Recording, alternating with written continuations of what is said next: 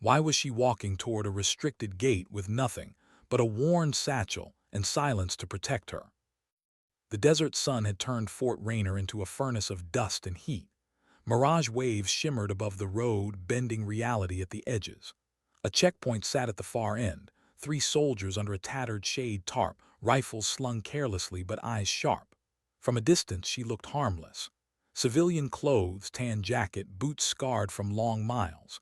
No insignia, no weapon, but something about her stride, slow, deliberate, almost rehearsed, made the youngest soldier straighten up. "Hey, ma'am, stop right there," he shouted, raising a hand. The woman stopped. She didn't flinch, didn't speak. Just stood there, her posture calm as though she had all the time in the world. Her hair, tied back in a low braid, was streaked with dust. Sweat had cut lines down her temples. The satchel rested against her hip like it had been part of her for years. She adjusted it once carefully before meeting their eyes. The lead soldier, Corporal Davis, frowned. "ID, please." No reaction, only that faint breeze pushing strands of hair across her face. "Ma'am," he repeated, firmer this time. "This is a restricted area. Identification now." She reached into her jacket pocket and withdrew a single folded sheet, creased, faded, edges worn soft by time. She handed it to him without a word. Davis unfolded it, scanning, his brows knit together.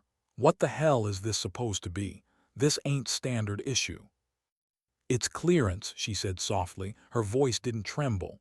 "Level Alpha, Central Command." Davis blinked, then smirked. "Lady, that kind of clearance doesn't exist anymore. What is this, some old souvenir?" The younger soldier, Peters, leaned closer, trying to peek. "Maybe she's one of those vets that never moved on." The third soldier, Morales, said nothing, but his hand hovered near his weapon. Something about her composure unsettled him. Civilians didn't stand that calm under rifles. "Open the bag," Davis ordered. "Let's see what else you're carrying." Her eyes shifted to him slowly. "That's classified material." Davis barked a laugh. "Classified? You serious right now?" She didn't answer.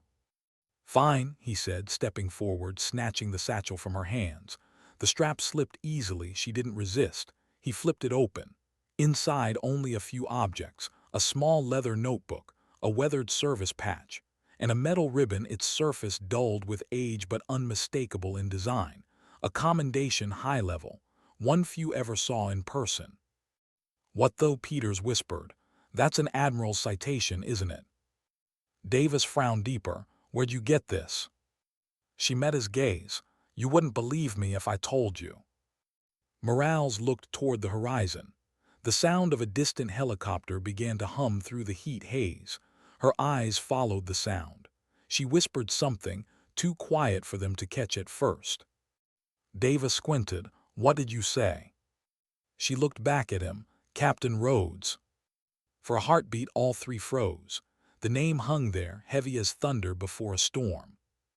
Peters stepped back, uncertainty cracking his earlier bravado. "Wait, she knows the captain."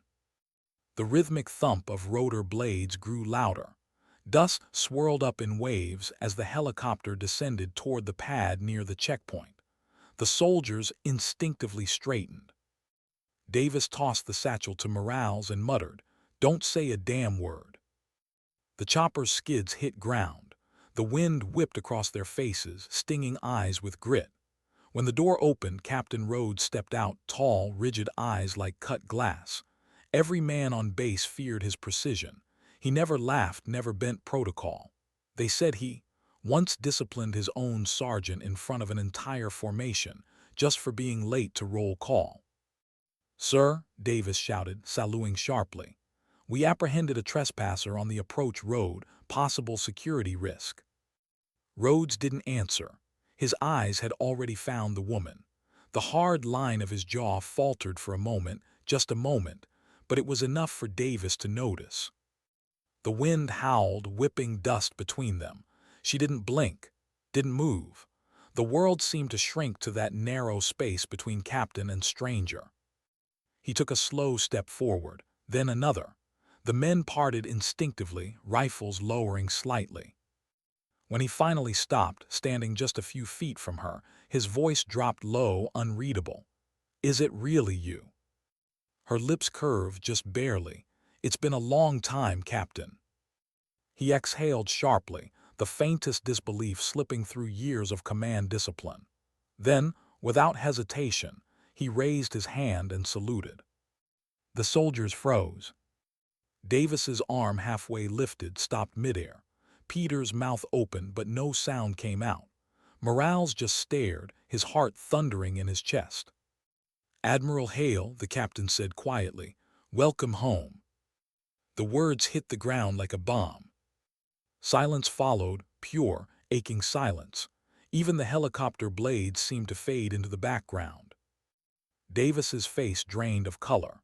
Peters looked at the satchel still clutched in Morales's hands, realization dawning too late. She, this quiet woman they'd mocked, wasn't just cleared, she commanded them.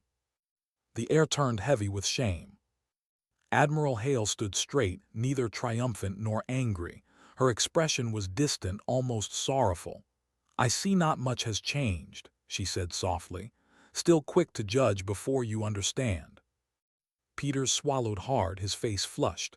"Ma'am, I didn't know." "Of course you didn't," she interrupted, her tone calm but cutting. "You weren't supposed to." Captain Rhodes turned toward his men, his gaze sharp enough to pierce steel. "Gentlemen," he said evenly, "you just searched the bag of the officer who rebuilt this division after your last deployment. The medals you found, she earned them before most of you wore your first uniform." The soldiers stood stiff, eyes down, every instinct urging them to disappear. But Hale looked at them differently, not with scorn but with something almost maternal, forgiving. "Don't be sorry," she said when Peters whispered an apology. "Be better." Her voice was gentle, yet final. The captain nodded faintly. "That's the first lesson every soldier should learn." He looked at Davis, then at the others. "Respect isn't worn on a sleeve, it's carried in the heart." Hale's gaze softened at that, though her eyes held a faraway pain. Maybe memory, maybe loss.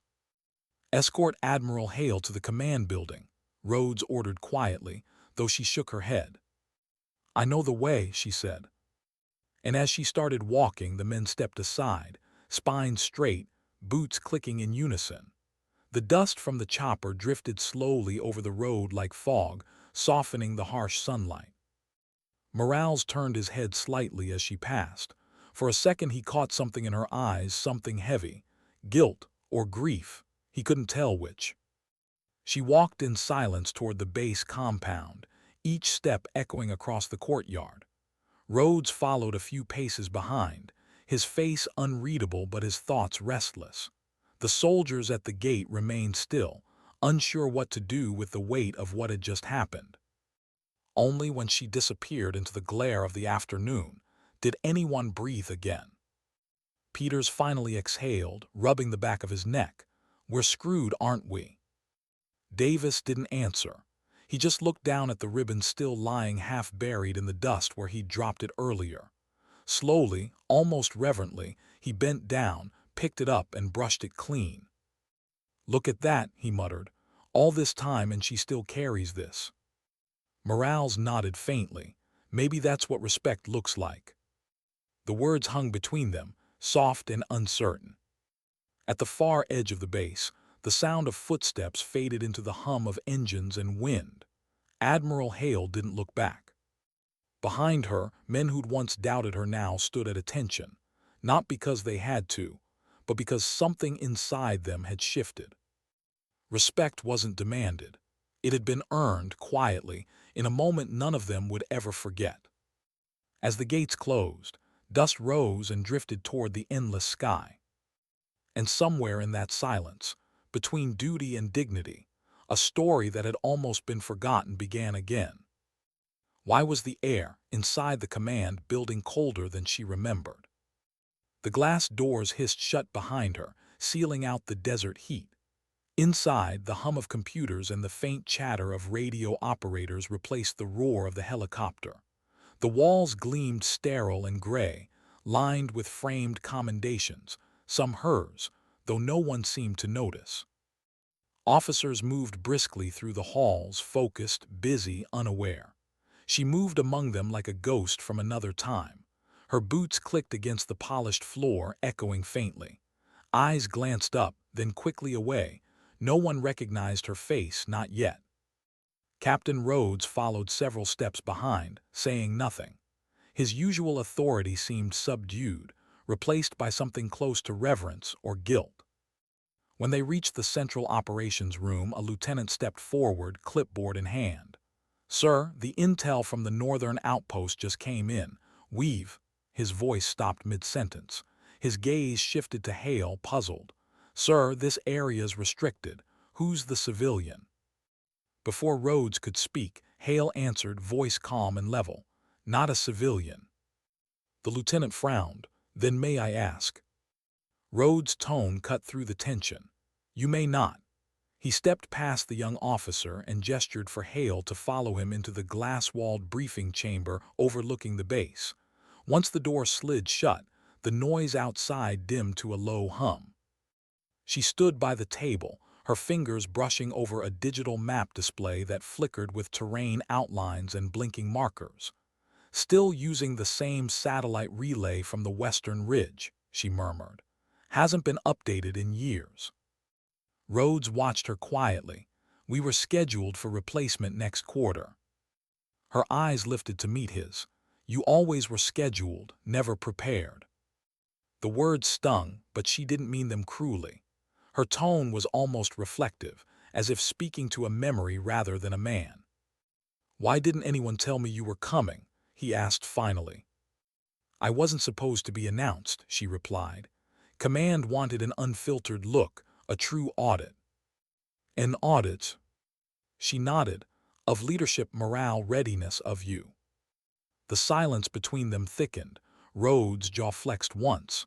"After everything we built here, you think I need auditing?" "I don't think," she said softly.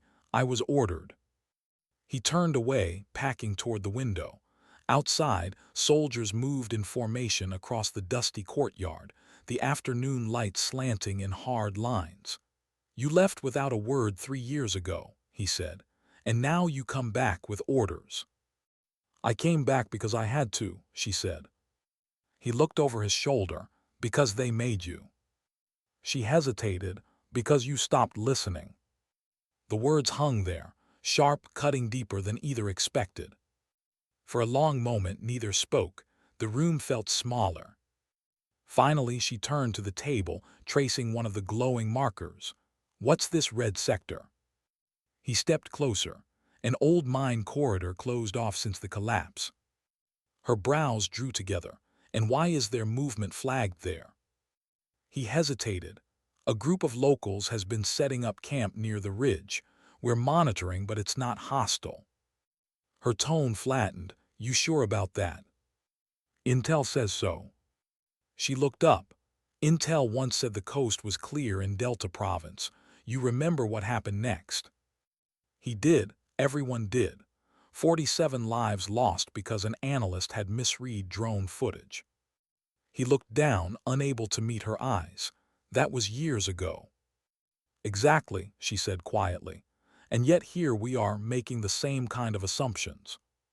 The silence stretched again, heavier this time, filled with unspoken guilt. Finally she sighed and stepped back. "Show me the personnel records. I want to see your current command roster." Rhodes hesitated, then pulled up the data. As the holographic display filled with names and ranks, her eyes scanned across them with a kind of haunted focus. She paused at one. "Lieutenant Gray," she read aloud. "He's still here." Rhodes nodded. "Promoted last year, he runs logistics now." A faint smile touched her lips, but it didn't reach her eyes. "He used to run recon. He was good, fast, careful, until that ambush on Ridgepoint." Rhodes' voice softened. "He blames himself for that." "He shouldn't," she said, voice dropping lower. "It wasn't his fault, it was mine." He turned toward her. "Yours." Her expression didn't waver. I ordered him to move without full satellite confirmation. The comms were jammed, but I didn't wait. I thought speed would save us. The pause that followed was long and raw. You did what any commander would, Rhodes said quietly. No, she said, eyes distant. I did what a desperate one would. There's a difference. Her voice cracked slightly on that last word, though she tried to hide it. Outside, the faint echo of boots on gravel carried through the walls, training drills, laughter, life continuing as if ghosts didn't still walk these halls. Rhodes watched her in silence. The woman standing before him wasn't the unshakable Admiral from years ago. She was human, haunted, heavier with memories no uniform could carry for her. Does anyone else know you're back? He asked finally. She shook her head, not yet. He frowned. They'll find out soon enough. I want them to, she said, but not from you, from what I do next. Rhodes studied her face. And what exactly is that? She turned back to the window, the light catching the edge of the faded ribbon now pinned to her jacket. I'm here to see if Fort Rainier still remembers what it stands for. He didn't respond. He didn't need to. The tension between them wasn't anger. It was history, tangled and unfinished. A knock broke the silence. The same lieutenant from earlier poked his head in, uncertain. Sir, satellite feed from Outpost 9 just updated. You should see this. Rhodes gestured him in. The young man entered, tablet in hand, and placed it on the table. Thermal readings, sir. It's odd.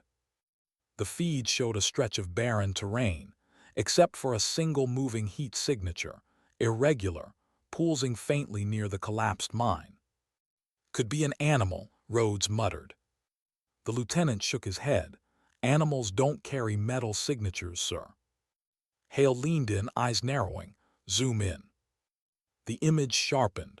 What appeared wasn't a person exactly, but something. Metallic glints half buried in sand. Unmarked drone, she said under her breath. Not one of ours. Rhodes' posture stiffened. That's impossible. Nothing's impossible, she said. Just unacknowledged. She straightened. Who has patrol authority on that sector? Gray, he answered. Then get him ready, she said. We're going there. Rhodes blinked. You're not cleared for field. I cleared myself the moment I walked through your gate. Her tone wasn't loud, but it carried authority forged in 1,000 decisions no one else wanted to make. The lieutenant stared at her, suddenly realizing who she was. His face went pale. Ma'am, Admiral Hale. She gave a single nod. At ease, Lieutenant. He stumbled over his salute before she waved it off gently. Rhodes sighed, rubbing the bridge of his nose. You never could resist walking into trouble. Trouble, she said, is where truth hides. He almost smiled at that, almost. Minutes later, as she stepped outside again, the late afternoon sun had softened into gold. The wind carried the scent of iron and dust. Soldiers watched quietly as she crossed the yard, whispering among themselves. Some saluted out of confusion, others out of instinct. Peters and Morale stood near the gate still, straight-backed now, eyes following her as if afraid to blink. She's really the Admiral, Peters murmured. Davis didn't answer. He was too busy adjusting his uniform, wiping dust off his sleeve that suddenly seemed disrespectful to wear. She passed them without pause, but something about her calm presence left an imprint, like the quiet before a storm. As she reached the transport pad, Rhodes joined her.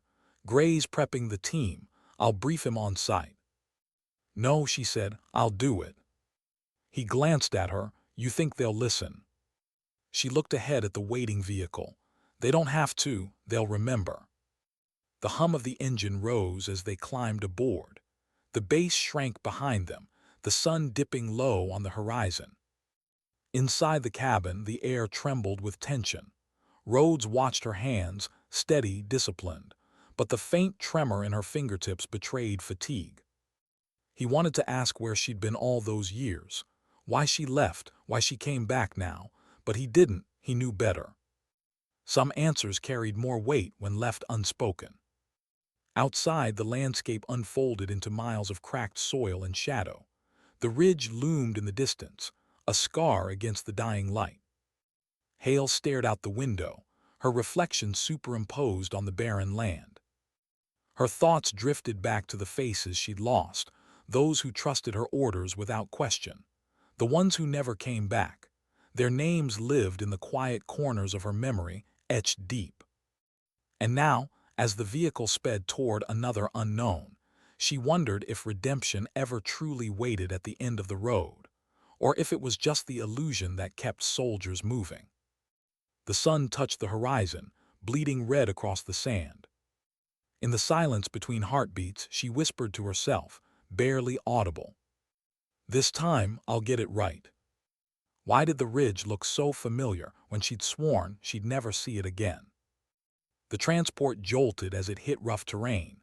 Dust rose around the vehicle, turning the windows into smeared mirrors of the setting sun. Inside, silence stretched between the 6 passengers. No one spoke, but everyone felt it, that tension that comes before a mission no one understands. Admiral Hale sat across from Lieutenant Gray, who pretended not to stare but failed. He'd been one of hers once, fresh-faced, determined, and now older, harder. The scar above his right brow told stories of a past no debrief had ever recorded. "Permission to ask something, ma'am," he finally said. She didn't look up. "Granted." "What are we doing out here?" Rhodes said we were just investigating a signal anomaly. But with respect, command doesn't send you for anomalies. The faintest smile touched her lips. Maybe I missed the desert air. He blinked, unsure if she was joking. Then he caught the glint of something in her eyes, a mix of pain and purpose that didn't belong to casual conversation. "Copy that," he murmured, looking away. Captain Rhodes sat near the back, arms crossed. Every few seconds his gaze flicked toward her like he was trying to measure how much of the woman he'd once known was still there. She felt it, but didn't meet his eyes. Some ghosts weren't meant to be acknowledged mid-mission. The vehicle stopped with a lurch. The driver turned. "Ridge sector, ma'am. Last signal came from about 300 meters ahead." They stepped out into the cooling dusk. The ridge loomed like a fossilized wave, dark, jagged, full of echoes. The mine entrance lay half-buried in sand, rusted steel doors split open like the jaws of some ancient creature. "Thermal scanner," Hale ordered. Gray handed her the tablet. The feed shimmered with static interference. A single heat signature pulsed faintly near the old tunnel mouth. "Could be debris still absorbing sun heat," Rhodes said. Hale didn't answer. She stepped closer, squinting through the gloom. The wind cut across the ridge, dry and sharp. Something metallic glinted beneath the sand, small, smooth, deliberately placed. She crouched, brushed her glove across it. A shard of alloy, clean, too clean for something left in this wasteland. "Drone remains," she murmured. Gray knelt beside her. "Doesn't match our models." She nodded. "Foreign manufacture, possibly remote piloted, but why send it here?" Rhodes' tone grew wary. "Could be recon or worse, signal relay." Hale's jaw tightened. "Then we find the source." The team moved toward the collapsed mine entrance. The ground here was uneven, littered with twisted rails and fragments of old mining gear. A broken warning sign lay half-buried, its faded letters barely legible. "Authorized personnel only." Gray adjusted his rifle strap. No motion sensors, no booby traps detected. "Doesn't mean it's safe," Hale replied, stepping through the threshold. Inside, the air grew colder. Their flashlights cut through the dark, beams slicing across rust and stone. The tunnel walls whispered with echoes, shifting gravel, creaking metal. Halfway in, she stopped. "Hold." The others froze. She crouched near the floor, brushing aside sand. A faint circular mark had been pressed into the dust, a drone landing pad, improvised but recent. "Someone been here," she whispered. Rhodes frowned. "Locals." No, her tone carried certainty. This is military. Whose? She straightened, her face shadowed by the beam of her flashlight. That's what worries me.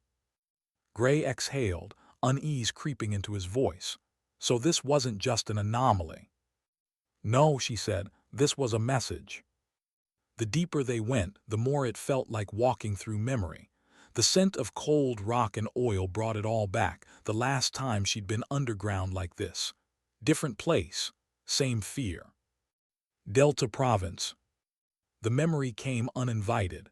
The calm static, the desperate voices, her order that sent 2 squads into a kill zone she hadn't confirmed, the screams that followed. She blinked, pushing the thought down, forcing her breathing steady. Rhodes noticed, you good. She nodded, though the word caught on the edge of a lie. Keep moving. They reached the old command chamber, a wide cavern carved into the rock. Rusted terminals still lined the walls, dead screens half buried in dust. But one thing wasn't old, a power core faintly humming. Gray's eyes widened. That's active. Hale stepped closer. The markings on the device were unmistakable, compact design, stealth-coded serial pattern. She whispered, this is Council tech.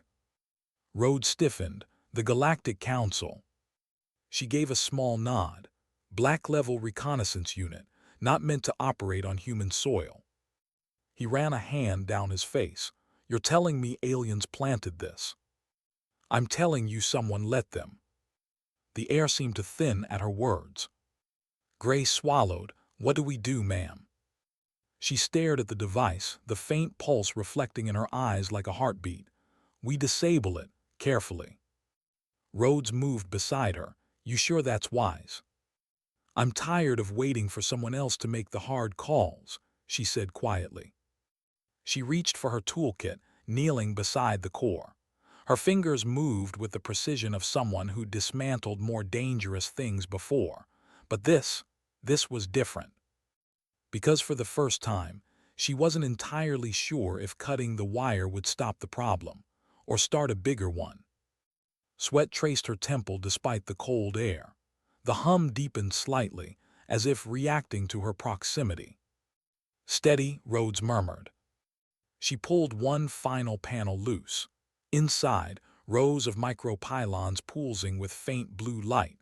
Alien design unmistakable, and embedded in the core's center, an encrypted data shard. Got it, she breathed. Isolate power feed. Gray held the scanner steady. Energy levels rising, ma'am. Something sinking. She froze, sinking to what? Before anyone could answer, the chamber lights flickered. A low vibration ran through the ground. Move, Rhodes shouted. They dove for cover as a burst of light erupted from the core, washing the room in blinding white. The sound hit next, a sharp crack of energy discharging, echoing through the tunnels like thunder. When it faded, silence returned. The hum was gone, the core was dark. Gray coughed, waving dust from his face. Everyone okay? Still breathing, Rhodes muttered, rising to his feet. Hail.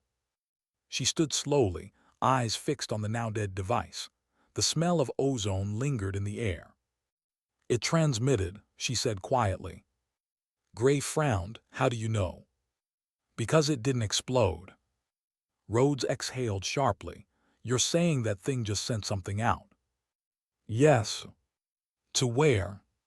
She turned toward him. That's the question, isn't it? The sound of the wind howling through the mine's opening filled the silence that followed. Outside, the sky had turned a deep violet, the last light fading beyond the ridge. Pack it up, she ordered. We're leaving now. As they moved back toward the exit, Rhodes fell into step beside her. You think someone, targeting the base.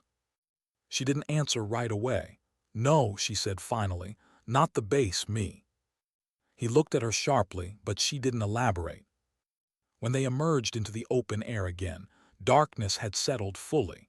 The horizon glowed faintly with the lights of Fort Rainier in the distance. Gray keyed his radio. Command, this is Patrol Ridge. Mission site secured, returning to base. Static. He tried again, nothing. Signals jammed, Rhodes muttered. Hale's eyes narrowed. Of course it is. She looked back at the ridge. Somewhere deep inside that tunnel, the dead core still sat, silent but not forgotten. She could feel it, the same chill she'd felt years ago before everything went wrong. This isn't random, she whispered. Rhodes frowned. What is? She turned toward the base lights. They're testing us.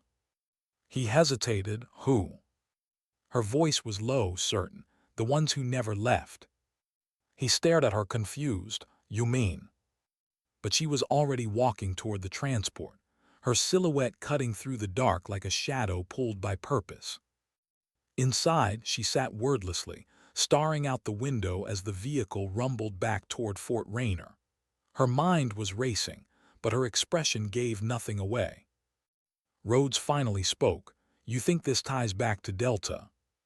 Her eyes flicked toward him. Everything ties back to Delta.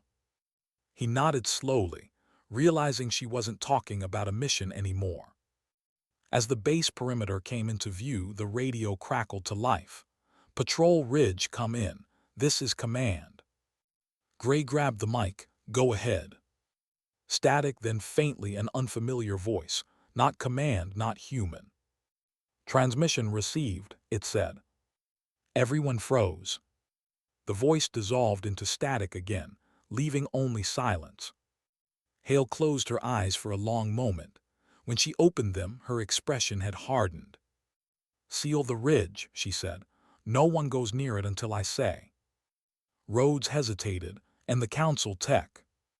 We'll deal with that later, she replied. First, we find out who's listening. The vehicle rolled to a stop inside the base gates. Soldiers watched from a distance as she stepped out, dust coating her boots, her jacket darkened by shadow. She looked around slowly. The same ground she'd once commanded, now trembling with unseen threat. Fort Rainer had changed, but something darker had changed with it. As she walked toward the command building, her voiceover would have lingered in the viewer's ear, quiet but resolute. They say command is about control, but they never tell you how much of it you lose when the ghosts you buried start calling back. Why was everyone at Fort Rainer pretending nothing had happened? Morning sunlight spilled across the base courtyard, warming the steel and concrete like a lie dressed in daylight. Trucks moved in lines. Recruits ran drills. Laughter echoed faintly from the mess hall. But beneath it all, under the neat commands, the polished boots, the morning routines, there was a tremor. One only she could feel. Admiral Hale watched from the command balcony, her hands resting on the railing, coffee untouched beside her. The wind tugged at her jacket. She'd been awake since before dawn, replaying the transmission in her mind. Transmission received. 3 words that had turned a simple recon into a ghost story. Captain Rhodes approached quietly, carrying a tablet. Morning report, he said. His tone was neutral, but his eyes avoided hers. Any updates from the ridge? She asked. He hesitated. Scans show the core still cold. No new emissions, no thermal flares. That's what they want us to think, she said softly. He frowned. You think it's still active? She didn't answer directly. Nothing dies that cleanly, especially not tech built to hide. Rhodes sighed, setting the tablet down. You haven't slept. She gave a humorless smile. Neither have you. They stood in silence for a while. Below, a group of soldiers carried supply crates across the yard. Ordinary life. Routine. The illusion of order. Rhodes finally broke the quiet. You think someone here's involved? I don't think, she said. I know. He turned to her fully, his jaw tightening. That's a serious accusation. So is foreign tech buried under my base, she replied. Her eyes were calm but sharp. And the council doesn't plant devices by mistake. He folded his arms. Let's say you're right. Why here? Why Fort Rainer? Because it's isolated. Because it's expendable, she said. And because this is where I came from. He studied her. You think this is personal? Everything is personal to someone, she murmured. Then softer, even betrayal. Her gaze drifted to the horizon, where the ridge shimmered faintly under the rising heat. I need access to the old secure comm logs, she said. Rhodes tensed. That's restricted to command intelligence. I am command intelligence now. He didn't argue, he just nodded, resigned. I'll get you clearance. Don't, she said. If someone's inside, I need to move quietly. He hesitated, then asked the question that had been gnawing at him since she returned. Who are you really fighting, Hail? Them or yourself? Her eyes flicked to him, tired but unwavering. The difference stopped mattering a long time ago. She left him standing there. The server room was buried 3 floors underground, cold, metallic, and humming with secrets. Rows of data cores blinked softly in the dim light. She keyed her override code, fingers moving with muscle memory she hadn't used in years. The terminal came alive, green text scrolling across black. Access granted, command clearance level A. Her reflection ghosted on the monitor. Same eyes, same face, but older now, sharper around the edges. She began pulling archive transmissions, one by one. The first few were routine, logistics, maintenance, weather updates. Then, buried between encrypted timestamps, something strange appeared. Unregistered encryption node identifier. X17, transmission received 300 hours. Her heartbeat quickened. The timestamp was from the night before her return to Fort Rainier. Someone had sent a signal before she even crossed the gate. She decrypted the data. The first half was static, the second coordinates. To the ridge. She exhaled slowly. They knew I was coming. The lights flickered once. Then again. Her hand froze above the keyboard. She wasn't alone. A soft metallic sound echoed from the far end of the corridor, the unmistakable click of a door lock disengaging. She shut off the monitor instantly and turned, footsteps slow, even, confident. A figure stepped into view, Lieutenant Gray. He stopped just inside the doorway, his face calm but his posture too controlled. Lieutenant, she said evenly, you have a habit of showing up in the wrong places. He shrugged, funny, I was about to say the same thing. His voice had changed. The easy respect from before was gone. In its place, something colder. You were monitoring me, she said. He smiled faintly. Not just you, ma'am, everyone. Protocol. Protocol doesn't require armed escorts in data rooms. He tilted his head, stepping closer. Depends on what's being accessed. Her gaze dropped, catching the faint glint at his hip, sidearm half drawn. I didn't know we needed guns for internal reports, she said. Gray's expression barely shifted. Not for reports, for leaks. The room seemed to shrink. The hum of the data cores became a heartbeat. You think I'm the leak? She asked quietly. I think you left this base once already, he said. And people died because of your calls. Now you walk back in, pull classified logs and start whispering about conspiracies. Tell me, ma'am, why shouldn't I believe you're compromised? Her eyes didn't move from his. Because if I were compromised, you wouldn't still be standing. The air between them was razor-thin. He held her gaze another second, then smirked, like testing a boundary. Maybe I wanted to see if the legend was true. What legend? That you never miss a shot, he said, almost admiringly, even when it's one of your own. Something in her jaw tightened. You have no idea what that story really cost. He stepped closer, then tell me. She looked at him not like a superior, not like a threat, but like someone staring at a reflection she didn't want to see. When command fails, someone has to bear it. I just stopped running from the burden. For a long moment, silence, only the hum of the machines. Then Gray's comm unit crackled faintly, a distorted voice. Too distorted. It wasn't from the base frequency. Node connection stable, the voice said. Then static. Hale's pulse quickened. Who was that? Gray didn't answer fast enough. She drew first not the gun but her override card. A split-second movement, jamming it into the terminal beside her. The system flared to life, flooding the room with light. Gray blinked, eyes narrowing. What are you doing? Locking us in, she said, until I get the truth. His hand twitched toward his weapon, but she was faster. The sound of her gun clicking into readiness froze him mid-motion. Careful, she said softly. You're not the first man who pointed a gun at me because he was afraid of the truth. Gray stared at her, the tension between them sharp as broken glass. You don't understand what's happening here.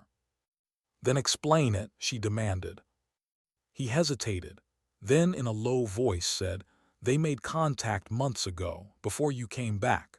A council probe crashed beyond the ridge. Command sent me to monitor it, not destroy it. They said the data inside could change everything. Who authorized that mission? He hesitated again. You did. Her breath caught. That's not possible. Your signature was on the order, he said. A code no one could forge. For the first time in years, she felt her certainty falter. Someone used my clearance, she whispered. Someone's using all of us, he replied. And if that transmission last night was received, it means they're still listening.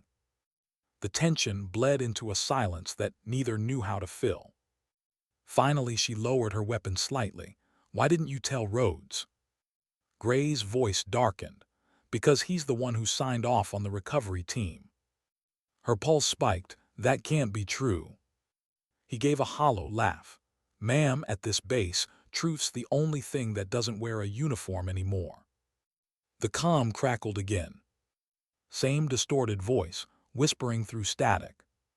Phase complete, awaiting confirmation. Both of them froze. Gray looked at her, eyes wide now, all traces of arrogance gone. That wasn't me. Hale turned slowly toward the terminal, the screen flickering with coordinates. This time not the ridge. Fort Rainier Command Center. Her stomach dropped. They're already inside, she said. Minutes later, alarms blared through the base. Hale and Gray sprinted through the corridors, their footsteps echoing over the sirens. Soldiers scrambled past them, shouting, confused, unarmed. The lights flickered red as emergency shutters sealed off sections of the building. What did you do? Rhodes shouted when he appeared at the junction, weapon drawn. Someone breached internal comms, she replied. They're using our systems as a relay. For what? To call something here. The word something made the air colder. Rhodes met her eyes. He'd seen her like this once before, the same calm before chaos, the same look she wore when she made the impossible call at Delta. What do you need? He asked. Lock the gates, shut down all long-range transmitters, and Rhodes, she hesitated. If I tell you to run, you run. He didn't argue, he just nodded, understood. As he sprinted off to coordinate, she turned back to Gray. You said the probe contained data. What kind of data? He swallowed. Strategic maps, defense networks, but there was something else, encrypted signatures, patterns that didn't match any known tech. Biometric. He nodded slowly. Maybe. Maybe, she repeated, voice hardening. That's not good enough. They reached the command center. The large screen in the middle flickered with static, then bled into color, an image forming, distorted, shifting like liquid metal. For a moment, no one spoke. Then the image stabilized. A face almost human, but not. It smiled. Admiral Hale, the voice said, metallic calm. Welcome back. The room fell silent. Her chest tightened. Every soldier froze. Even Gray's weapon lowered unconsciously. The face on the screen tilted its head. You buried the truth once. Why come back now? Hale's voice was steady, but her hand trembled slightly at her side. Because I learned something about the truth. Oh, the voice said, amused. And what's that? She stepped closer to the screen.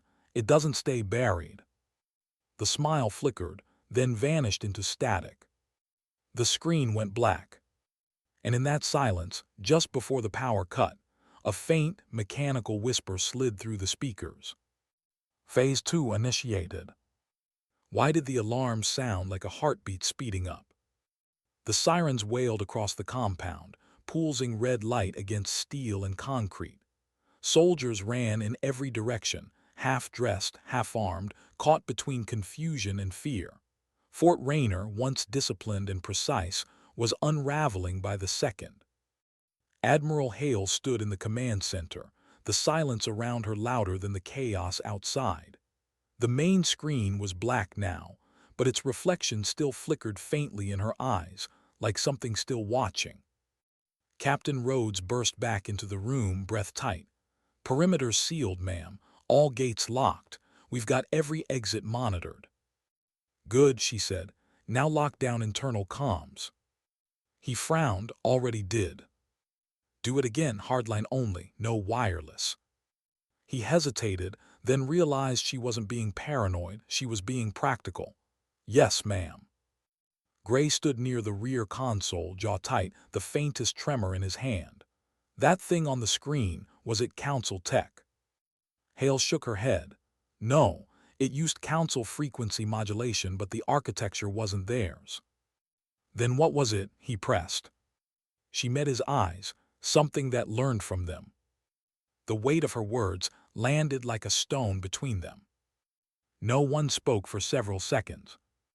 Outside, the thud of boots and shouted orders filled the air.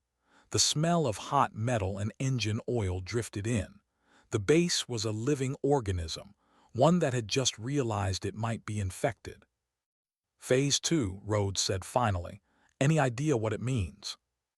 Hale stared at the black screen, her reflection fractured across the glass. "It means we're not the ones in control anymore." The operations floor trembled as an explosion echoed from the southern perimeter. Dust rained down from the ceiling. Rhodes swore under his breath and grabbed the intercom. "South Gate, report." Static then.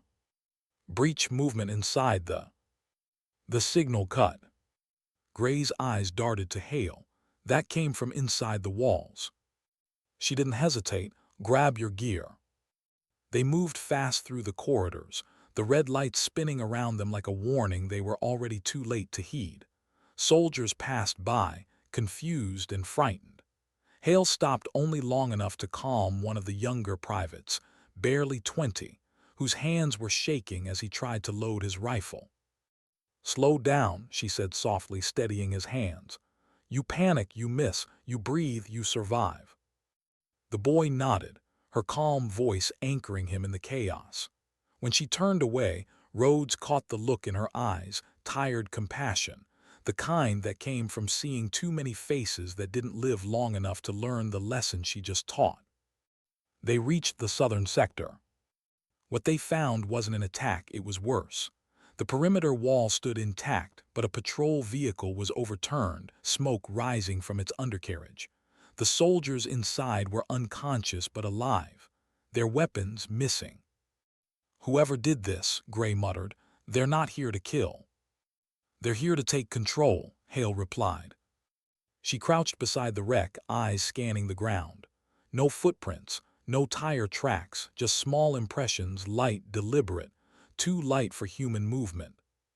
"Drones," she whispered. Rhodes looked up, instinctively scanning the air. "I don't see any." "That's the point," she said. "They're cloaked." A faint metallic shimmer passed across the far fence, gone as soon as it appeared. "Contact left," Gray shouted. The soldiers fanned out, rifles up. Hale moved forward slowly, every sense sharpened. The shimmer returned, this time closer. She fired once, a precise shot. The air rippled and something short-circuited mid-hover. A small, spider-like drone hit the ground, legs twitching. It was no Council design. Its surface was black glass, engraved with pulsing blue veins. A machine built not for battle, but for infiltration. "Recon drones," Hale said, scanning it. "But this one's transmitting, look." The drone's light pulsed rhythmically, faster and faster. A countdown. Everyone back. The blast was small but sharp, enough to scorch the ground and burn a hole through the fence. Gray coughed through the smoke. Suicide drones. Why would anyone send recon units that destroy themselves? They're not destroying evidence, she said grimly. They're leaving breadcrumbs. Breadcrumbs to what? She stared through the hole in the fence. Beyond it lay the barren stretch of desert and in the distance the ridge. To the signal's source. Rhodes wiped dust from his face. We can't go chasing ghosts while the base is compromised. We don't have a choice, she said. If we wait, we give them time. He met her gaze. Then I'm coming with you. She didn't argue this time. She only nodded. They left the base with a small convoy, 3 vehicles, 6 soldiers. The sky was gray now, clouds swallowing the horizon. The storm in the distance looked alive. Inside the lead vehicle, the air was thick with silence. The driver kept glancing at Hail through the mirror, as if trying to understand why an admiral would put herself on the front line. Remind me why we're chasing a signal through a sandstorm, Gray muttered. Because sometimes the only way to find the truth, she said quietly, is to walk straight into it. The storm swallowed them whole. Visibility dropped to almost nothing. The wind howled like a living thing, slamming sand against the windshield hard enough to sound like gunfire. The vehicle shook, straining against the gale. Ma'am, the driver said nervously, we should turn back. No, she said, keep going, we're close. How do you know? She didn't answer, she just knew. The closer they got, the stronger the static grew on their comms, the same frequency she'd heard that night. Finally, through the blur of dust, a faint light appeared. Not natural, not human. Stop, she ordered. They stepped out into the storm. The wind clawed at their clothes, the air thick with grit. Ahead, half buried in sand, a structure glowed faintly. A metal pod, small, spherical, scarred by impact. The probe, Gray said, eyes wide. They approached carefully. It wasn't large, barely the size of a human torso, but its presence radiated power. Thin strands of blue energy pulsed across its surface, alive. Rhodes frowned. You said this crashed months ago. How is it still active? It's not just active, Hale murmured. It's evolving. A faint hum began, deep and resonant, vibrating through the ground. The soldiers raised their weapons instinctively. Hold your fire, she ordered. It's scanning. The blue lines brightened. The hum shifted, climbing higher, sharper. Then voices. Not one, dozens. Overlapping whispers in languages none of them understood. Gray stepped back. It's talking. No, she said. It's remembering. The pod cracked open with a hiss. Inside, nothing mechanical. Instead, a swirling mist of light, alive and fluid, moving like breath trapped in glass. Rhodes' voice was barely a whisper. What is that? The core, Hale said. The part they said was destroyed. The light pulsed once, slow, deliberate, then again sinking with her heartbeat. Gray raised his weapon. Ma'am, it's reacting to you. I know, she said softly. How? Because it remembers me. The soldiers exchanged uneasy glances. The storm howled louder, drowning their questions. She stepped closer, ignoring Rhodes' warning shout. The light rippled in front of her, almost tender, like recognition. Then a sound filled her mind, not heard but felt, a voice without a mouth. You left us. Her breath caught. The soldiers saw nothing, only her frozen in place, eyes unfocused. She whispered, Who are you? The voice came again, fractured and distant. We were you. And just like that, the light collapsed, imploding silently, sucked back into the pod. The hum stopped. The desert went still. Hale stumbled back, her knees buckling slightly. Rhodes caught her. Hale, talk to me. She blinked, disoriented. It's human. Gray frowned. What? The signal, she said, voice trembling despite her control. It's not alien. It's human tech re-engineered from the Council probe. Someone integrated their code into ours. Rhodes' jaw tightened, meaning the enemy isn't out there, she said. It's been inside Earth's defense network for years. By the time they returned to the base, the storm had begun to fade. But Fort Rainier no longer looked like home, it looked like a waiting trap. The red lights were still flashing, the gates still sealed. Rhodes parked hard, stepping out with his weapon drawn. No guards. Too quiet, Hale said. Stay alert. They moved through the yard, every echo amplified by the emptiness. The air carried a strange hum, low and rhythmic. Power grids fluctuating, Gray said, checking his scanner. Hale didn't respond. She was staring at the command tower. The windows pulsed faintly with the same blue light she'd seen in the pod. Her stomach dropped. They've already integrated. Rhodes looked up. Integrated what? The code, she said. They're using the base systems as a host. He exhaled sharply. So what do we do? She turned toward him, eyes steady but heavy with something deeper, resignation. We pull the plug. That'll cut life support, power, communications, everything. I know. And it'll kill anyone still inside those sealed sectors. Her voice was quiet but absolute. I know that too. The silence that followed felt endless. Finally, Rhodes nodded, grief in his eyes but trust in his voice. Then let's do it. They moved together toward the control room, the weight of the decision pressing like gravity. Every step echoed with the ghosts of soldiers who didn't even know they were about to be saved or sacrificed. As they reached the door, Hale paused. Her voice, soft and certain, carried the weight of every command she'd ever given. Sometimes leadership isn't about saving everyone. It's about making sure the world they die for still means something. And with that, she entered the room and began shutting the base down. Why does silence always sound loudest after you've made the right decision too late? The base went dark in stages. First, the overhead lights flickered and died. Then the hum of generators faded, replaced by a deep, hollow quiet that seemed to swallow the air itself.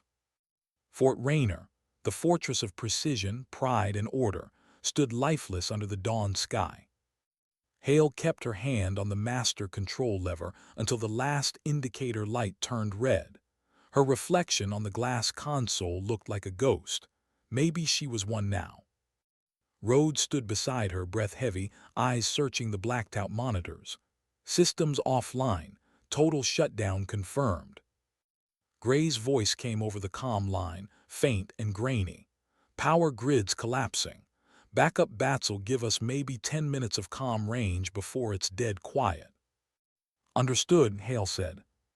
She exhaled slowly. Containment complete. But the word complete didn't sound like victory. It sounded like loss. Because she knew what it meant. The sealed sectors, the lower barracks. Anyone still trapped inside when the power died, they wouldn't make it out. She saved the base. And killed her own people to do it. The emergency lights flickered dimly in the command center, painting everything in red. Rhodes stood at the far console, running through manual diagnostics that no longer mattered. Hale leaned against the central display table, her face half hidden in shadow. How many? He asked quietly. She didn't look up. 38. He closed his eyes. God. They were in Sector 3, she continued. Right under the command conduit. When the pulse hit, the backup door locks failed. Rhodes turned toward her. You couldn't have known.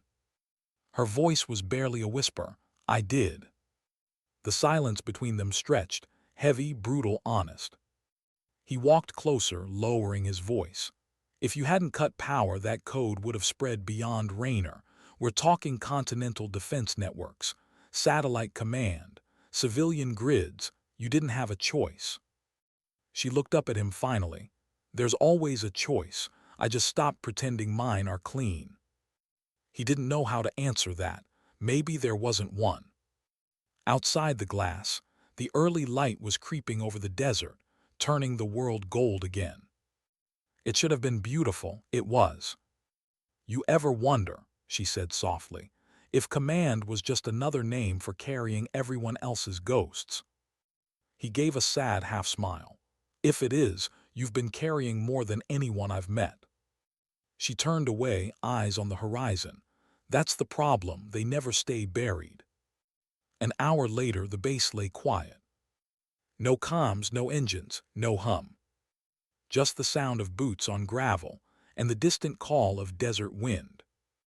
Hale walked through the ruined corridors, flashlight beam cutting across smoke and dust. The walls were still warm from the pulse that had fried every circuit in the compound. She passed a doorway marked medical unit. Inside, two medics sat beside the covered bodies of soldiers, those trapped in Sector 3. One of them looked up, recognized her, and froze. For a second, the young woman's lips trembled like she wanted to speak, blame, grief, anything. But instead, she just lowered her head and whispered, "Ma'am." Hale stopped. Her chest tightened. She wanted to say something, an apology, an explanation, a reason, but none of it would matter, so she just nodded quietly and moved on. In the next corridor, she found Gray waiting near the security junction. His face was pale, streaked with soot. "Power grid's dead," he said. "Manual systems only, but there's something you need to see." He led her to the secondary control hub, a small, shielded room that had survived the shutdown.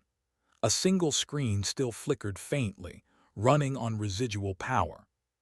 "What am I looking at?" she asked. Gray pulled up the last logged data feed before the power cut. "This." The footage showed the moment the broadcast face appeared, the not-quite-human image that had spoken her name. But as the playback slowed, a second feed opened beside it, security cam footage from another location. Her blood ran cold. It was from inside the base. From the communication core, recorded just seconds before the voice spoke. In the footage, a figure stood in the darkness, watching the monitors. The system read his ID automatically. Captain Nathan Roads. She stared, not breathing. "No." Gray said nothing.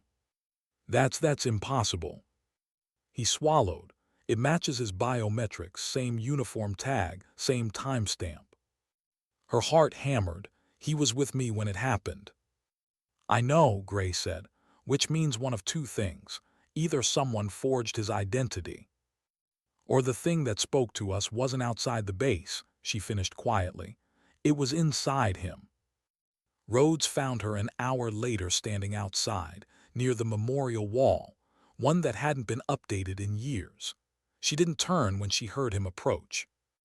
"I figured you'd come here," he said softly. "You always did when things went bad." The tone was calm, familiar. Too familiar. Her hand tightened around the folded data slate in her pocket, the proof. "Things didn't go bad," she said quietly. "They went exactly how someone planned." He stepped closer. "You're still thinking like a commander, always suspecting, always calculating. Maybe this time you should try trusting." She finally turned, her eyes hard.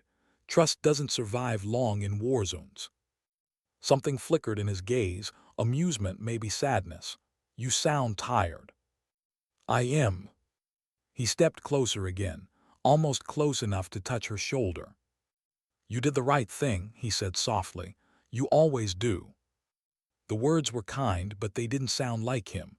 They sounded rehearsed, off rhythm. "Why do you say that like a question?" she asked.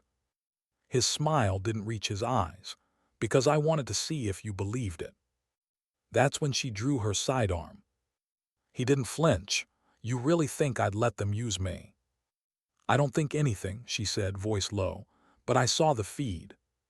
His expression didn't change, but his eyes, those sharp, disciplined eyes, shifted. For a fraction of a second, something alien moved behind them. And then his voice changed. "You should have stayed gone." He lunged. She fired once. The shot hit center mass, but instead of blood, a burst of blue light rippled from the wound like electricity. He stumbled, then straightened again, expression twisting into something inhumanly calm. "Phase 2 complete," he said, his voice layered his and something else. Hale stepped back, weapon raised, every instinct screaming. "Rhodes," she shouted, "fight it." His head tilted slightly, almost curious. "He's still here, watching. He thinks you can save him." "Can I?" The smile returned, cold, mechanical. "No." He moved faster than she expected, grabbing the barrel of her weapon, slamming it aside. The shot went wide, sparking against the wall. She swung her elbow, connected with his jaw, but it didn't slow him down. They struggled in the dust and shadow, the sound of metal scraping flesh. She managed to twist free, draw her combat knife, and press it against his throat. For a moment his eyes flickered. Rhodes was still in there, fighting. "Hale," he gasped, voice breaking. "End it." Her hands trembled. "No, not like this." "Please," his pupils dilated, flickering blue. "They're inside the network, and me. You can't stop it if—" His body convulsed, a surge of energy ripping through him. He dropped to his knees, coughing. Blue light leaked from his veins like liquid fire. Hale backed away, heart shattering as she watched him struggle against something she couldn't see, couldn't shoot, couldn't command. And then, with a breath that sounded almost like a prayer, he whispered, "Do it." The next shot was clean, silent. He fell forward, the light fading instantly. The wind carried the sound away. For a long moment she didn't move. She just stood there, the gun heavy in her hands, the sun breaking through the clouds behind her like an accusation. Gray arrived seconds later, rifle raised. "Ma'am, are you—" He stopped when he saw the body. The look on her face said everything. She lowered the weapon slowly. He was already gone. Gray nodded, understanding without words. "Get a containment team," she said quietly, "and burn everything connected to the mainframe. I want every drive, every wire, every chip destroyed." He hesitated, "And him?" She looked down at Rhodes' still form. For a moment her expression softened. "Give him the burial he deserved," she said, "not the one they tried to write for him." Night fell hard over Fort Rainier. The sky was clear again, but the stars looked colder. Hale sat alone in the command building, surrounded by silence and flickering candlelight. Power was gone. So was most of the base's crew, evacuated to safety once Gray restored partial comms. She stayed. Commanders always stay. She opened her field notebook, the same one the soldiers had once mocked her for carrying. Inside, she wrote a single line under the day's date. "I cut the power to save the world, and lost a piece of mine instead." She closed the book, leaned back, and let the quiet settle in. From the darkness outside, the desert wind whispered through broken windows, carrying with it the faint hum of something still alive, still listening. Her eyes opened. The light on the corner console flickered once, then twice, and in the faint pulse she saw it, the same blue glow. Her whisper was barely audible. "Phase 3. Why did the blue light feel like déjà vu?"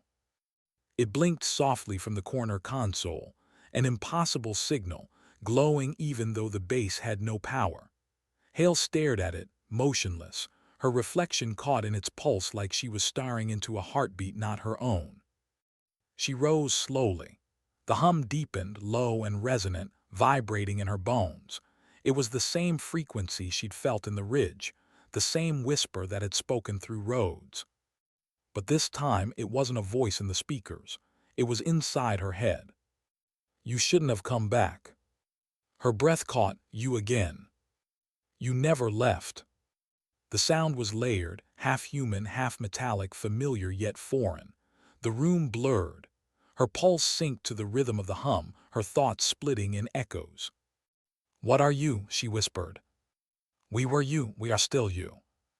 Her vision flashed, images not from now but from years ago, the Delta disaster, the blast wave, the white noise of the failed transmission tower. the comms unit that had shorted out when she gave the fatal order. And then something else, a burst of blue light she'd never remembered before. Until now. Gray's voice broke through the haze. Admiral. She blinked hard, the light fading. The hum died instantly, leaving only the rasp of her breathing. He was standing in the doorway, face pale. I heard your voice over the comm.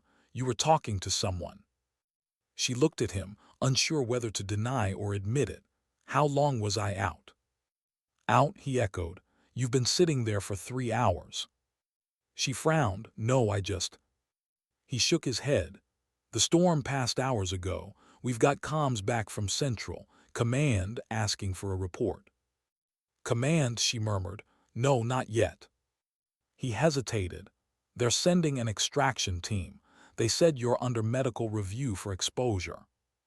Her eyes sharpened. Exposure to what? He swallowed. They didn't say, just that it, containment protocol. She turned away, her pulse quickening again. The word containment didn't sound like rescue. It sounded like burial. Gray, she said softly, run a bioscan on me. He blinked, ma'am. Now. He hesitated only a second before pulling out his field scanner, activating it with a soft chime. The beam passed over her chest, neck, temples. The display blinked twice, processing. Then his expression changed. What? She asked.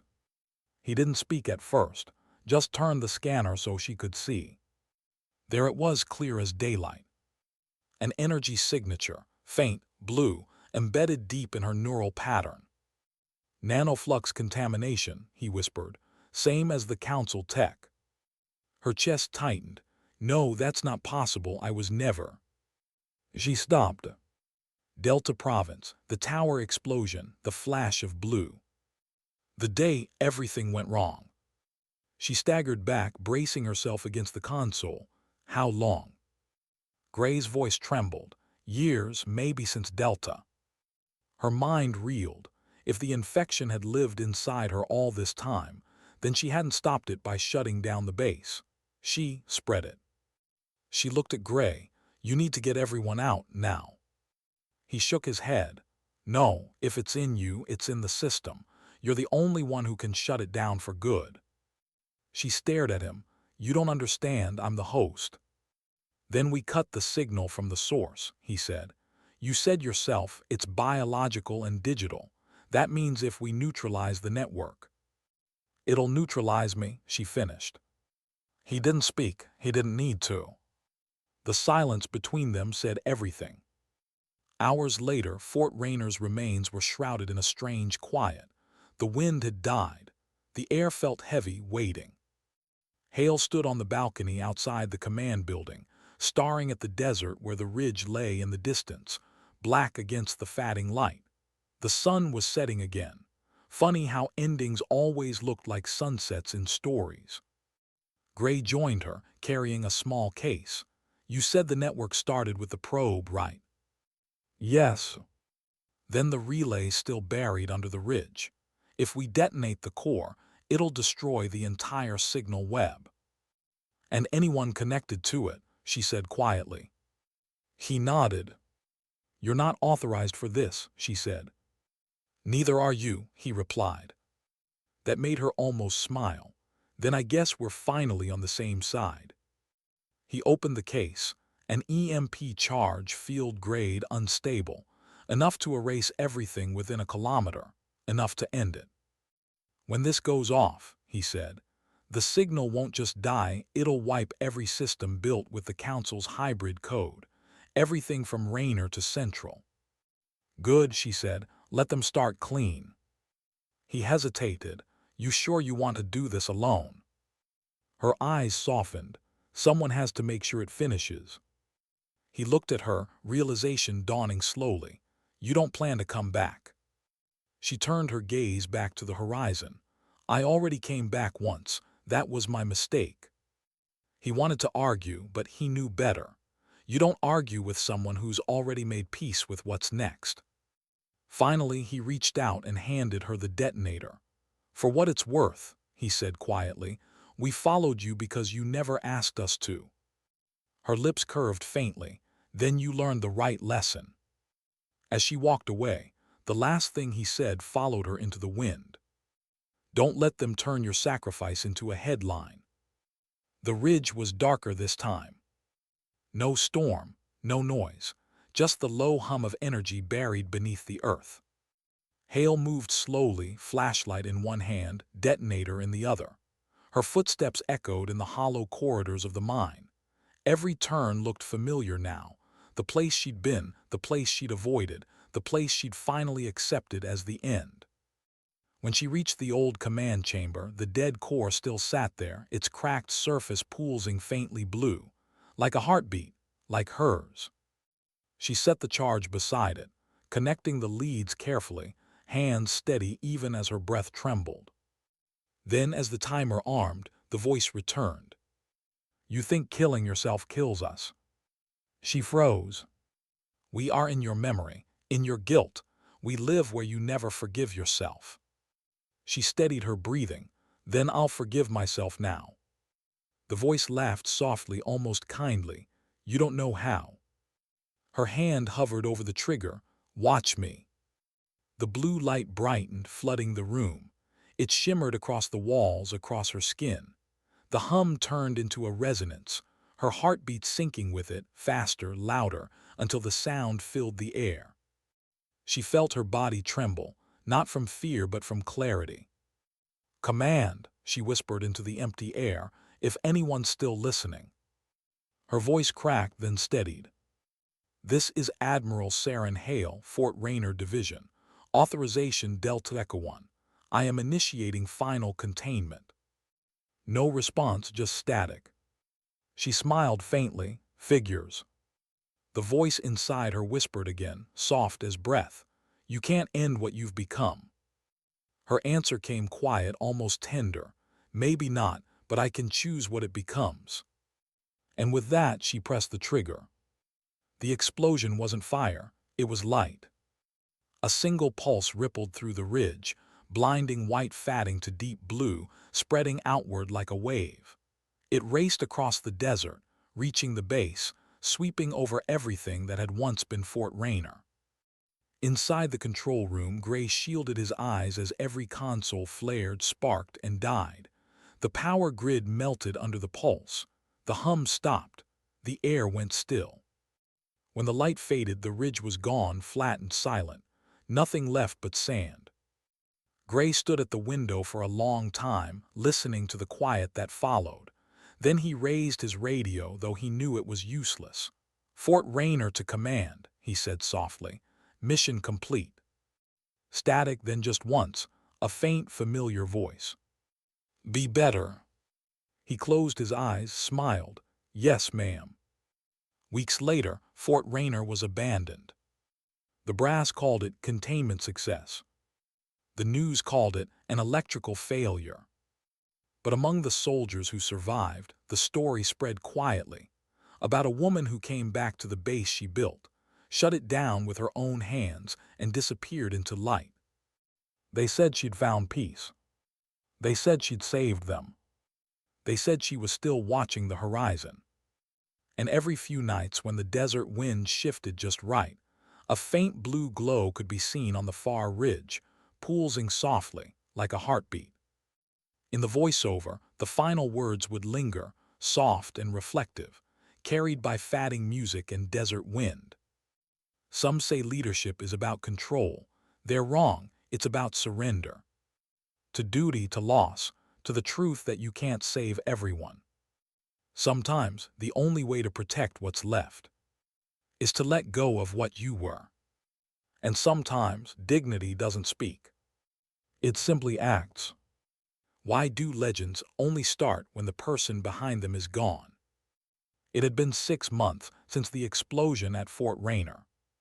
The desert had reclaimed most of what remained. The buildings stood half buried in sand, antennas bent like broken bones against the wind. No birds nested there, no patrols returned. The world had moved on, as it always does when it cannot explain something.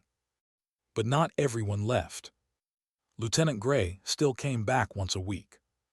Not as a soldier. He'd resigned his commission after the inquiry, but as a man who couldn't let go of what he saw. He walked the silent paths, past the charred walls, past the collapsed ridge that now looked more like a scar than a mountain. Every time he reached the center of the base, he stopped right where the command building used to be. That's where he planted the metal plate. It wasn't official. No inscription, no crest, just one line engraved by hand. Admiral Saren Hale, SHE stayed until it was done. He stood there now, wind brushing his coat, eyes scanning the horizon. The sand shimmered in the distance. And for a moment, just a breath, he thought he saw it. A faint blue pulse. 1, 2. Then gone. He smiled, the kind of smile only soldiers wear when they know something the reports will never tell. The official version of Fort Rayner's fall was written in brief, efficient sentences. A system failure, containment breach, Admiral declared KIA, case closed. The brass moved on. The council pretended nothing had happened. But the whispers kept spreading. They said the Admiral didn't die in the blast, that she'd become part of it. That sometimes the new defense networks pulsed with her old frequency, a ghost signal, steady as a heartbeat, protecting them still. Command dismissed it as superstition. But soldiers believe what they feel, not what they're told. Gray kept a copy of her notebook, the small leather one that had survived the fire. He'd found it near the north hangar, buried under ash. Most of the pages were burned through, but one remained almost intact. The handwriting was steady, deliberate. If they ever ask what happened here, don't give them the report. Give them the lesson. That respect isn't worn on the sleeve, it's carried in the heart. That courage isn't loud. It's the silence between choices. And that sometimes saving the world means letting it change without you. He closed the notebook carefully, as if it could still feel pain. 3 years later, Fort Rayner was rebuilt, not as a base, but as a research outpost. A place for studying cross-signal encryption, hybrid defense code, and the phenomenon now officially called nanoflux synchrony. They renamed it Station Hail. The dedication ceremony was simple. A dozen officers, a few engineers, a small crowd of soldiers too young to know what really happened there. But Gray was there, older now, quieter, still carrying her memory like a compass. When the new commander, a young woman with sharp eyes and a steadier voice, took the podium, Gray almost smiled. She reminded him of someone. She began her speech with a line none of them expected. They told us legends are built from victories. They were wrong. Legends are built from the moments no one saw, the choices that don't fit in reports. Gray closed his eyes. He could almost hear Hale's voice in hers. That night after the ceremony, Gray stayed behind when everyone left. The stars were brighter over the desert now, the wind calmer, the air somehow lighter. He walked to the old ridge site, now sealed under glass and fencing. The crater glowed faintly under moonlight, sand fused to glass where the EMP had struck. He set his flashlight down and pulled something from his jacket pocket, a piece of Rhodes' old insignia, scorched but intact. He'd kept it all these years. "Guess she finished what we couldn't," he murmured. The wind shifted. And for a moment, he heard it, not a voice, not really. Just a whisper in the air, low and rhythmic like the echo of breath through circuitry. "Be better." He smiled, still giving orders, He turned to leave, but before he walked away, he looked back one last time. In the center of the crater, the faintest blue shimmer rippled through the glass. Not bright, not dangerous, just alive. It pulsed once, then again. And this time it didn't fade. Back in the city, the story of Fort Rayner became legend. The kind of story cadets told in mess halls when the nights grew long, about the woman who returned in silence, who carried her rank in her heart and her ghosts in her eyes, who shut down an entire base with one decision and vanished into light. Some said she'd been cursed, others said she'd been chosen. But everyone agreed on one thing: she'd done it to protect them. The council quietly classified her actions as heroic containment. Earth Command never acknowledged her sacrifice publicly. But somewhere in the encrypted lines of the new network grid, one file remained unaltered. File name: Hail Protocol. Status: active. Last modified: never. Inside the data string, hidden among code and silence, one sentence looped endlessly. The quietest person at the gate might be the one who built it. Years passed. Wars came and went. Technology evolved. The world changed as it always does. But in every new defense system built afterward, engineers noticed something strange: a small anomaly in the core algorithms, harmless but unremovable. They called it the Hail Imprint, a subtle frequency pulse that activated under stress conditions, steady, calm, rhythmic. It didn't interfere with the systems, it didn't crash them. It just stabilized them. No one knew where it came from. No one could erase it. But every commander who ever heard it described the same feeling: a strange, unexplainable calm. Like someone was there, watching, reminding them what mattered. One evening, a young technician stationed at the new outpost recorded something unusual. He'd been running a systems check on the East communication array when his headset crackled to life with faint static. At first he thought it was interference, but then he heard it: a woman's voice, distant but steady. Station Hail, report status. He froze. Who's calling? Identify. Silence. Then. This is Admiral Hail. Authorization Delta Echo 1. Status request. The line cut. He played it back twice, 3 times, but the file corrupted each time after playback. The signal had no origin trace, no frequency source. He never reported it. He didn't need to. Because the next day, when the station came under a sudden power surge, the systems held untouched, stable. As if someone had shielded them. And so, over the years, her name became something more than a record. It became a measure. When recruits froze in fear, instructors said, "Remember Hail." When officers faced impossible orders, they whispered, "What would she have done?" And when soldiers doubted that one person could make a difference, the veterans told the story of the woman who walked back into her own failure and turned it into everyone else's salvation. They didn't remember the details. They didn't need to. Legends don't live in facts. They live in what people choose to believe about courage. One last image. A quiet night at Station Hail. The desert whined low and calm, the horizon glowing faintly under the moon. A lone figure, the new commander, stands on the observation deck, looking out across the sands. She's young, sharp, but something about her eyes looks older than her years. She taps the comms line once, testing a new frequency.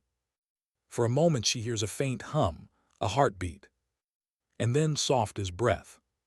"Don't be sorry, son, be better." The commander smiles. "Yes, ma'am." The wind carries the words away, back into the endless night, where echoes become memory and memory becomes myth. Because legends never die where they are buried. They live where they are remembered. And some promises, the quiet ones, the kind whispered in dust and duty, never stop keeping themselves.